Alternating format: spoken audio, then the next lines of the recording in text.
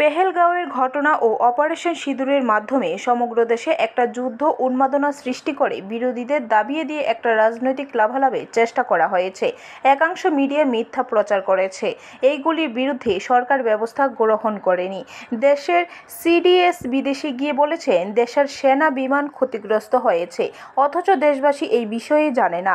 জনগণের সামনে সত্য কথা বলতে হবে সরকারকে।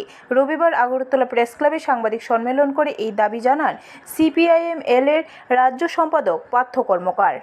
যে সেখানে গত 21শে মে সেখানে 28 জন মাওবাদী নিহত হয়েছে এবং তার সাথে তার যিনি সাধারণ সম্পাদক, তিনিও নিহত হয়েছেন, বাসব রাজু। ঠিক আছে, বাসব রাজুকে নাকি এমন অভিযোগ যে বাসব রাজু নাকি জীবিত অবস্থায় হত্যা করা হয়েছে।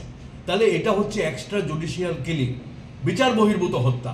সুপ্রিম কোর্ট বলেছে বারবার, মানবাধিকার কমিশনের নির্দেশ আছে যে কোনোভাবেই বিচার বহির্ভূত হত্যা হতে পারে না।